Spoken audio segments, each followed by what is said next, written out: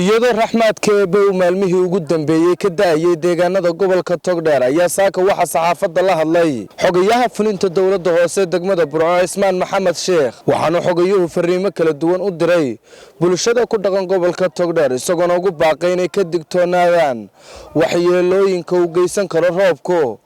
waana kan isagoo amuurtaasi ka hadlaya inta bisha Ramadaan ay soo gashay inuu xanuunka aad iyo aad hoos ugu dhacay laakiin kulay la isma dhigto waxaan leenahay bulshadu inay aanay isdhiganin oo la is oranin uu dhamaaday xanuunkiin laga taxadiro oo ka hortagii wixii la sameyn jiray dhan sida face maski hand washki iyo nadaafadii kale jirkiisa magaalada guudba sidii looga wada shaqeyn jiray looga wada shaqeynaa dhamaanteen baqatarul ilaahay mahada ka gaadhay waxayna curtay raxmadii guga gobolka Togdheer wuxuu ka mid ahaa gobolada abaartu aad iyo aad u saameysay Jamhuuriyadda Soomaaliland ismaalhi ay saameyntu kaga badan tahay ka jira dalka raxmadii ilaahay hadun bay curatay daal dhulkana muu wada gaadhin laakiin waxaad moodaa in meelo ilaahay subxaanahu wa ta'aala ka mid ah gobolka roobabku ka da'ay waa magaalo weyn waa magaalo madaxdii labaad ee dalka dabcan raxmadii ilaahay hadii daal waxaan dadka ka wacyi gelinaynaa waxaan uga digaynaa marka hore horta inay iska ilaaliyaan togaga iyo hareerihiisa 2 sano 3 sanadood ka hor waxa magaalada ka dhacday toga weyn uu soo dhacay dad baa hareerihiisa deganaa wixii ay agab iyo guriyo ku lahaayeen dhanna wuu qaato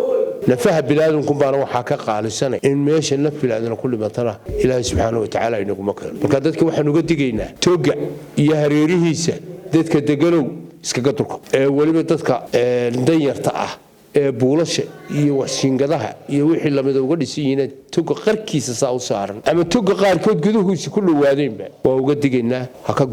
guuraan gugii koombo curtay toga haduu buu soo dhacaya culayskiisu leeyahay waxaan kale uga digaynaa iyagana meelaha laagaha ah ee hareeraha magaalada iyo bartanka magaalada dadka deganayna iskaga durkaan wax kastaaba way ka iman karaan in laga taxadiro laga fogaadaana waa wax daruuri ah shay daruuri weey geesa kale xogayaha fulinta dawladda hoose degmada Burco Ismaan Maxamed Sheekh oo hadalkiisa wata ayaa bulshada ku dhaqan degmada Burco waxa ugu baaqay inay ilaaliyaan nadaafadda maadaama ay ka dhalan karto caafimaad daro maamaha Soomaaliyeed waxay taada gacmo wada jir bay ku gooyaanay waxaanu dadka reer Burco ka codsanana inay nagala shaqeeyaan nadaafadda guud ee magaalada Burco isku kaayo garab taagan waxa sida qaalibka dhacda in dadka qaarkood ay dad ajnabiyo u soo dhibaan kaariyoonayaal qashina suuqa bartikiisa dhigaya waa foolxumo waa caafimaad darro xad wax badan baan uga dignay dadka qaar waa ku ganaaxnay waa lagu xidhxidhay waxaas oo waxaan leenahay hal laga daayo oo hal la qaato talada gaadiidku isagoo soconayo salaada hore soo maraya hoonku tumaya qofkii aan soo gaarin ha soo sheego taa waxaan uga dignay iyadana sidaas leeg halka iyo uskaga iyo wixii lamid ah laamiyada lagu shubayo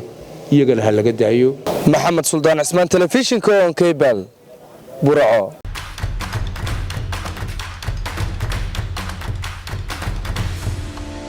markasta meel kasta iyo si kasta u isticmaal adeega dhamays oo aad ka helayso internet iyo ku hadal aan xadidnayn ku shubo $1 oo kaliya oo hel internet iyo ku hadal aan xad lahayn muddo 24 saacadood ah ama ku shubo $20 oo hel internet iyo ku hadal aan xad lahayn muddo bil ah